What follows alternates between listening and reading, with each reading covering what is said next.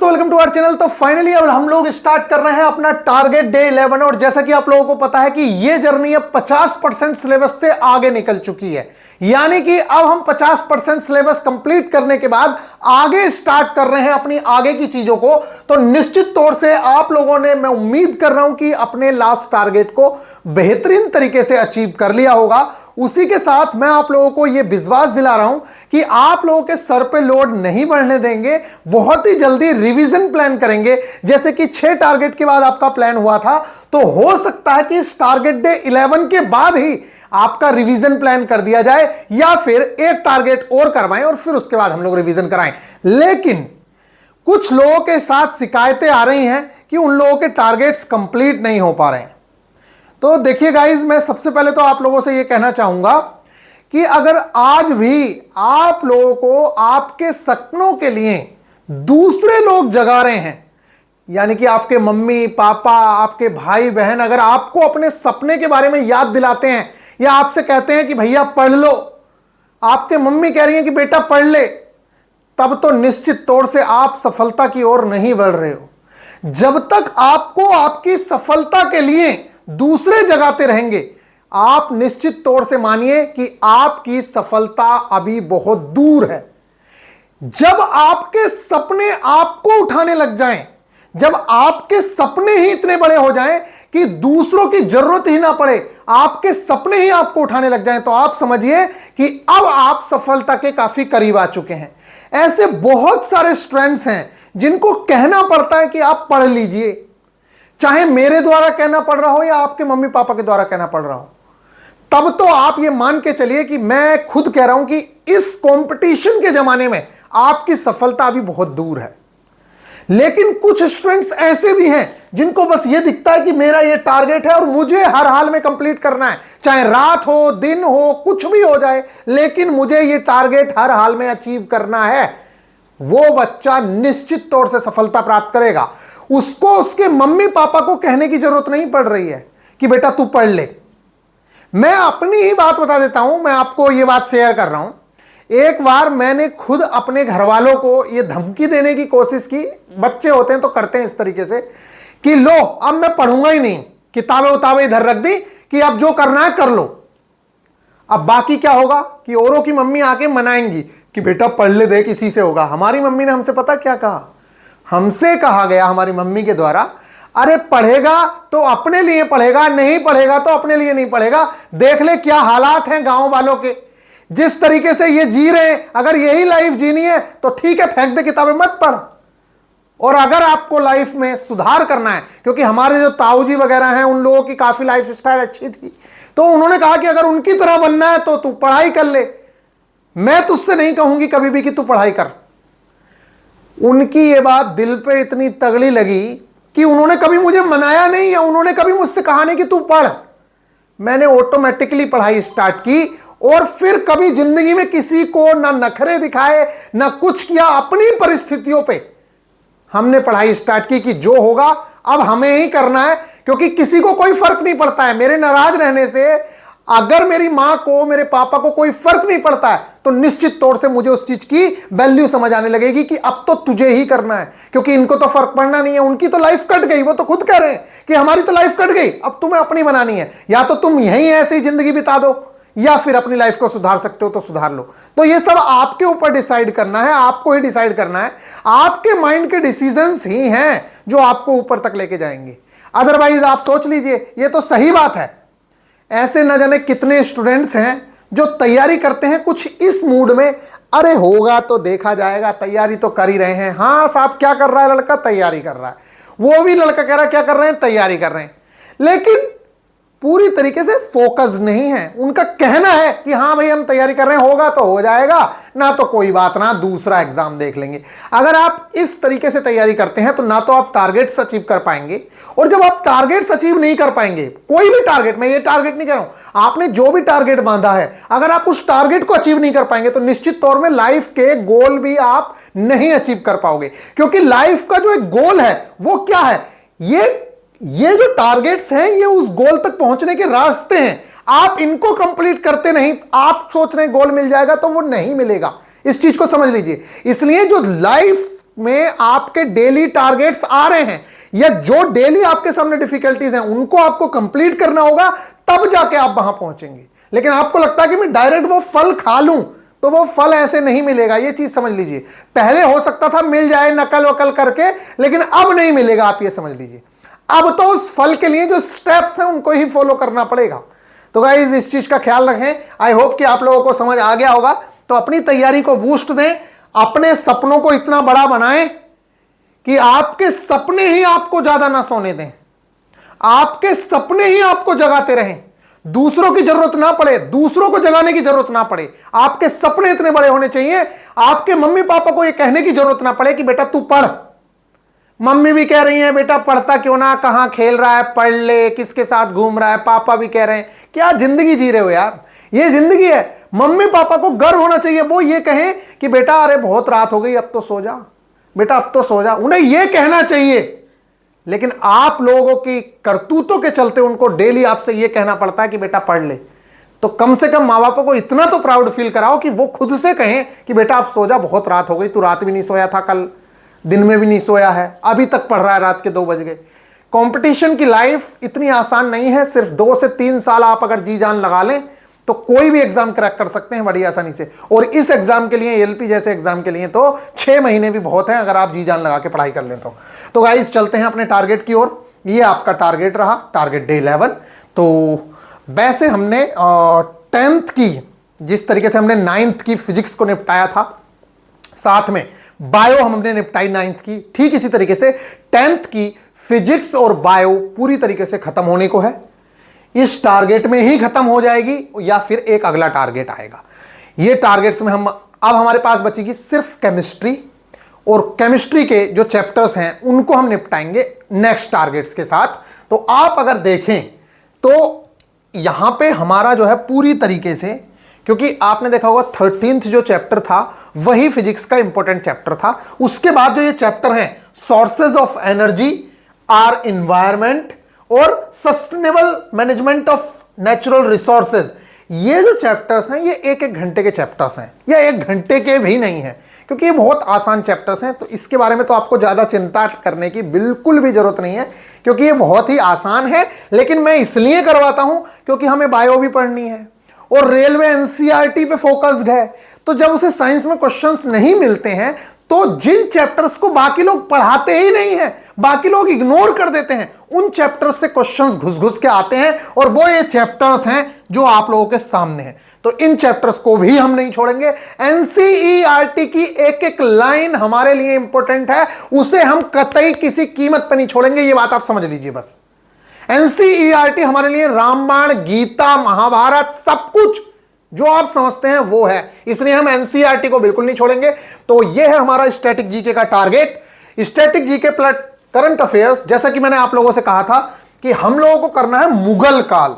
उससे पहले मैंने आपको दिल्ली सल्तनत करवानी पड़ी, क्योंकि वहां आप लोगों का बेस तैयार होगा। अब आप देखिए, यह है हमारा मुगल काल, बहुत ही ज्यादा इंपॉर्टेंट है। सबसे ज्यादा इंपॉर्टेंट क्वेश्चंस जो आते रहे हैं हिस्ट्री में, अगर मेडिएवल हिस्ट्री की बात करें तो सबसे ज्यादा क्वेश्चंस यहीं से आते हैं। अकबर से रिलेटेड, बाबर से रिलेटेड, शाहजहां से रिलेटेड, औरंगजेब से रिलेटेड, ये सबके सब इसी काल के अंदर आएंगे।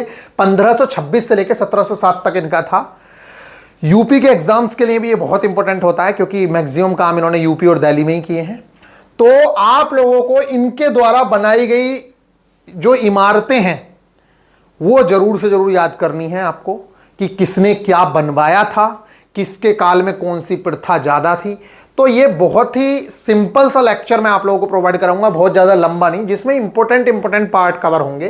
तो आप जरूर से जरूर कवर करें। मुगल काल 1526 से 1707, इसको हम कंप्लीट करेंगे। इसके अलावा आप लोगों को पता है कि हम लोगों का ग्रुप डी का एग्जाम भी आगे है, टेक्नीशियन का एग्जाम भी आगे है।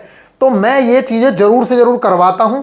अगर आपका मन है तो आप करें, नया मन का हो तो मत करें। लेकिन ये जो चीजें हैं, जैसे कि फंडामेंटल राइट्स हैं, ठीक है, फंडामेंटल ड्यूटीज हैं, ये जो चीज है मौलिक अधिकार और मूल कर्तव्य, कितने मौलिक अधिकार हैं ये आप कमेंट जरूर से जरूर कर दीजिएगा।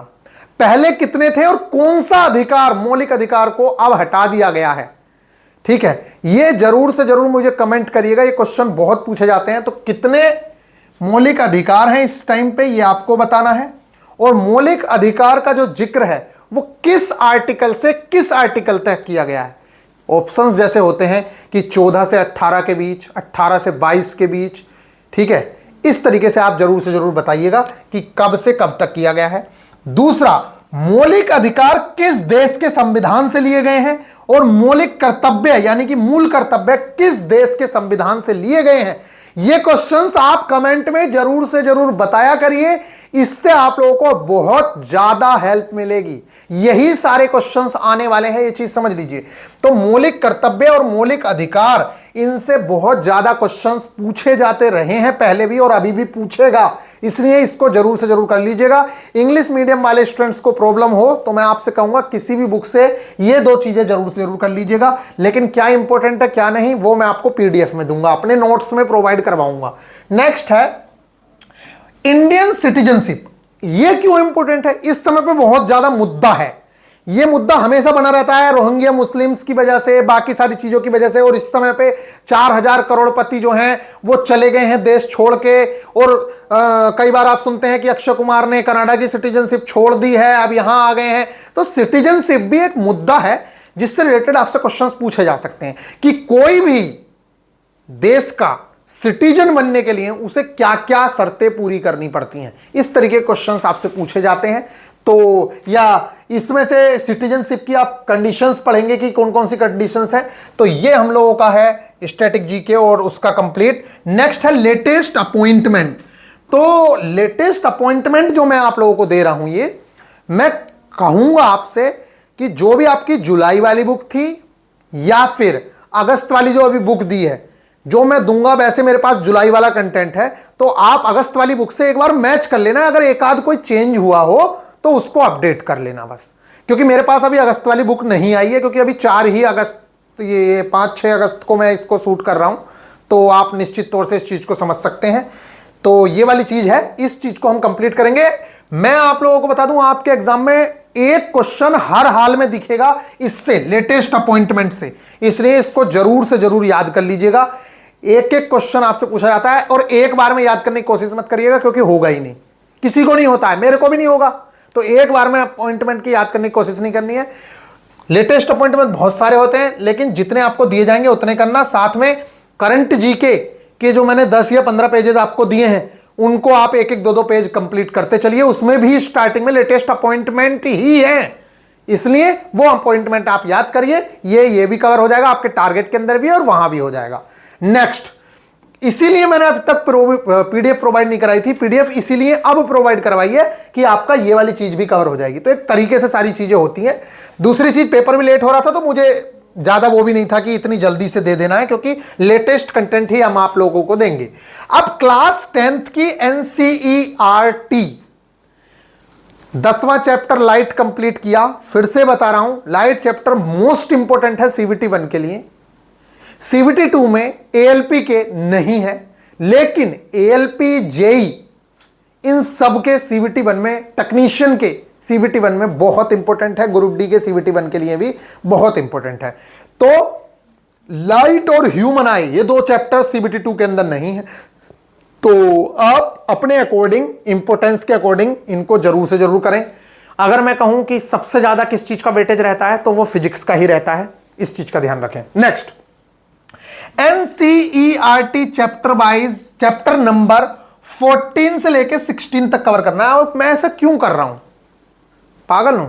नहीं, पागल नहीं हूं। बात यह है कि मेरे को यह पता है कि 14 और 16 जो चैप्टर्स हैं, वो चैप्टर्स बहुत छोटे छोटे हैं। उसमें जैसे एक पूरा चैप्टर होता है, तो लाइट चैप्टर है या इलेक्ट्रिसिटी, उसमें तो सब कुछ इंपॉर्टेंट है, लेकिन इसमें ऐसा नहीं है। इसमें थ्योरी सिर्फ आप एक बार देख लो, बाकी कुछ इंपॉर्टेंट चीजें ही इसके अंदर कवर करनी होती हैं। जैसे कि अगर मैं उठा लूं, 1 मिनट, मैं किताब उठा लेता हूं, ये रही मेरे पास किताब साइंस की। 1 मिनट, आहा सारी चीजें गिर गई। ये तो ये मैंने किताब उठा ली है, आपकी वजह से मेरा रिमोट टूट गया, ठीक है, वो गिर गया, टूट गया। अब आप यहां देखिए, अब करना ये है कि हम लोगों का चैप्टर है 14। अब आप देखिए ना, खुद से पता चल जाएगा, सिर्फ इतना सा है ये और इसमें सब कुछ कंप्लीट है। अब देखिए 14 चैप्टर है ये, इसके अंदर क्या क्या है तो वो मैं आप लोगों को बताता हूं। सबसे इंपॉर्टेंट चीज क्या है इसके अंदर, एक तो आप लोगों को थोड़ा सा जीवाश्म ईंधन के बारे में पढ़ना है, ये वाला थोड़ा सा इसके बारे में पढ़ लेना है, जो इंपॉर्टेंट मैंने मार्क किया हुआ है। इसके बाद आप लोगों को तापीय विद्युत संयंत्र जो है, थर्मल एनर्जी के बारे में उसमें थोड़ा सा बताया गया है, उसको बारे में पढ़ लेना है। एक क्वेश्चन आप कमेंट करिएगा कि हवा की कितनी स्पीड होनी चाहिए अगर हमें एनर्जी जनरेट करनी है, तो ये क्वेश्चन जरूर बताना। पवन ऊर्जा के रिलेटेड इसमें चीजें दी गई हैं। और सोलर सेल आप जरूर पढ़ लेना। सोलर सेल या पहले सोलर पैनल जो है वो किस चीज के बनाए जाते हैं, किस धातु के बने होते हैं, वो जरूर से जरूर बताना।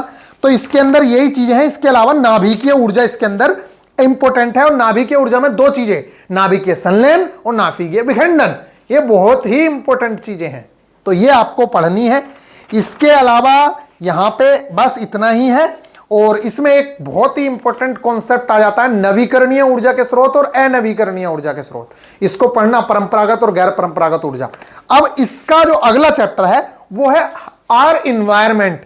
तो आर इन्वायरमेंट में एक इसमें दिया हुआ है फूड श्रृंखला, ठीक है, फूड चेन, तो उसको आपको देखना है। दूसरा है ओजोन डिप्लेशन के बारे में बताया हुआ है, 9th में भी बताया था, यहां भी ओजोन डिप्लेशन के बारे में बताया हुआ है, उसको आपको पढ़ना है।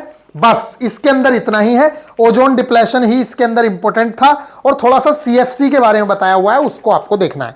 और नेक्स्ट चैप्टर प्राकृतिक संसाधनों का संपोषित प्रबंधन, इसके अंदर 3R टेक्निक्स को जरूर से जरूर देखना। 3R का क्या फुल फॉर्म होता है ये भी आप बताइएगा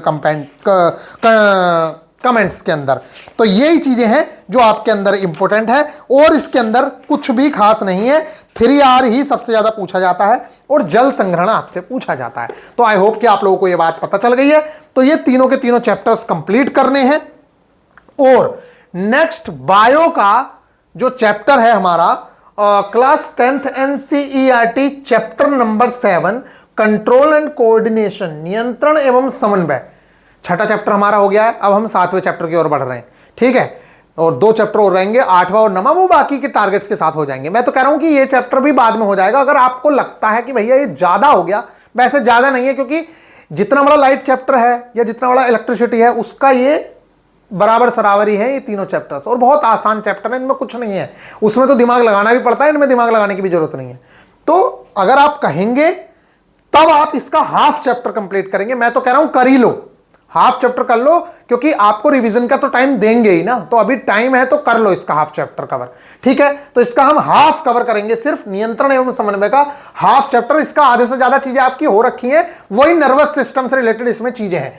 नेक्स्ट है हमारा टारगेट डे 11 के अंदर मैथ्स में पाइप्स एंड सिस्टर्न, ये चैप्टर हम कंप्लीट कर रहे थे। मैंने आपसे कहा था कि आप सिर्फ बेसिक कर लीजिए, इसका क्या कर लीजिए, सिर्फ बेसिक कर लीजिए। ये नेक्स्ट टारगेट में भी है, तो ये नेक्स्ट टारगेट में इस बार आप पाइप एंड सिस्टम के कंप्लीट करेंगे पीवाईक्यू के साथ। इस बार आप पीवाईक्यू करेंगे, और रेशियो एंड प्रोपोर्शन भी हमें कवर करना है।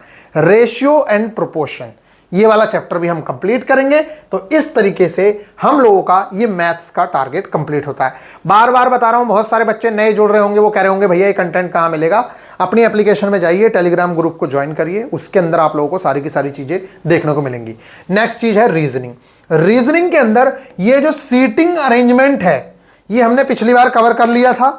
इसके अब प्रीवियस ईयर क्वेश्चंस देख लेना, एनटीपीसी का क्वेश्चंस मत लगाना, ग्रुप डी 2022 के क्वेश्चंस देख लेना, जो कुछ नए टाइप के क्वेश्चंस देखने को मिले थे वहां, और अपने एएलपी 2018 एग्जाम और 19 एग्जाम जेई वगैरह के क्वेश्चंस अगर आए हैं, बहुत कम ही क्वेश्चंस हैं वहां पे तो आए हुए, तो उनके क्वेश्चंस आप देख लेना। अदरवाइज यहां वहां पे इतने बड़े क्वेश्चंस नहीं आए हुए थे। ग्रुप डी 2022 के क्वेश्चंस आप जरूर से जरूर देख लेना। लेटर सीरीज हम लोग कवर करेंगे, ओनली 2 आवर का इसका लेक्चर है, और हमारा ये लेटर सीरीज भी कंप्लीट हो जाएगा।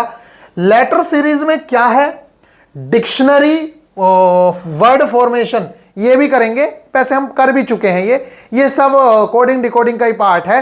कि आप लोगों ने देखा होगा, एक तो लेटर सीरीज ये वाली रह गई थी हमारी, ऐसे क्वेश्चंस आते हैं।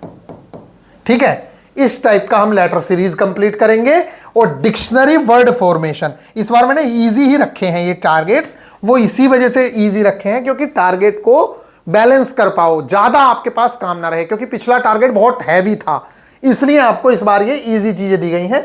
तो वर्ड फॉर्मेशन कुछ नहीं है, 1 से 2 क्वेश्चन भी कर लिए। ऐसे क्वेश्चंस आते हैं कि बहुत लंबा एक वर्ड दे देंगे और उसमें पूछेंगे कि निम्नलिखित में से कौन सा शब्द इससे बनाया जा सकता है, तो आप बना लेंगे, उससे कोई बड़ी बात नहीं है। उसमें तो बस आप ये देख लीजिए, सबसे पहले जैसे ऐसा कोई क्वेश्चन देता है, एक ये दे देगा इससे, ठीक है, और फिर इससे कहेगा कि जैसे इसमें से ही 4 वर्ड दे देगा और एक वर्ड इसमें नहीं होगा, तो आपसे पूछेगा बताओ इसमें से कौन सा शब्द बनाया जा सकता है।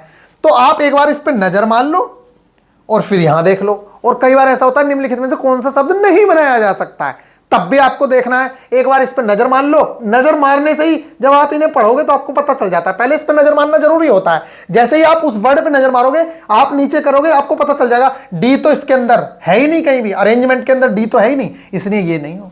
इस तरीके के क्वेश्चंस होते हैं। तो वो ट्रिक्स वगैरह मैं आपको बताऊंगा कि किस तरीके से आपको सोल्व करना है, वो हम लोग जो आपको मार्क्स इंप्रूवमेंट वाला सेक्शन है उसके अंदर हम एक वीडियो और अपलोड करवाएंगे। अब उसके लिए अभी क्वेश्चंस ढूंढे जा रहे हैं जिससे कि आपको बहुत ज्यादा हेल्प मिल सके। तो यही टारगेट हम लोगों को अचीव करने हैं। तो आई होप कि आप लोगों को बेहतरीन फायदा इस चीज का मिल रहा होगा। तो जरूर से जरूर कमेंट करके बताइए कि रिवीजन इस टारगेट के बाद ही स्टार्ट कर दें या नेक्स्ट टारगेट के बाद स्टार्ट करें। वैसे तो ये अब हमारा नई केमिस्ट्री हम तभी स्टार्ट करें, मैं सोच रहा हूं कि पहले रिवीजन ही करवा देते हैं। तो कोशिश करेंगे अगर आप ऐसा कहेंगे, लेकिन अगर रिवीजन करवाऊंगा तो फिर एक चीज का ध्यान रखना, ये पूरा का पूरा चैप्टर फिर यहीं कवर कर लो, इसी टारगेट में फिर कंप्लीट करो। ये वाला कंट्रोल नियंत्रण एवं समन्वय फिर कंप्लीट करना होगा इसी हफ्ते, ठीक है, जैसे भी करो इस हफ्ते कंप्लीट करना है और तभी हम रिवीजन करवाएंगे। और रिवीजन जैसा आप बोलोगे, मैं तो चाह रहा हूं कि रिवीजन प्लस ये टारगेट आप कवर कर लो, जिससे कि आपको ये फायदा हो जाए, ये पूरा हफ्ता यूज हो जाए। जैसे कि अब ये जाएगा मंगलवार को, जैसे ये मंगलवार को है, तो मंगलवार से लेके शुक्रवार तक तो आप इसे कंप्लीट कर लो और फिर शुक्रवार से आप रिवीजन कर लो 3 दिन, फिर अगला टारगेट मंगलवार को चला जाएगा। तो आप क्या सोचते हैं ये जरूर से जरूर बताइए। मिलेंगे नेक्स्ट वीडियो में, ख्याल रखिएगा, टेक केयर। बाकी जो भी रणनीति होगी आपको बताई जाएगी, ठीक है। 3 दिन का आपको रिवीजन करवा देते हैं, बेहतरीन रहेगा, जैसा आपका मन करे बता दीजिएगा। ख्याल रखिए, टेक केयर।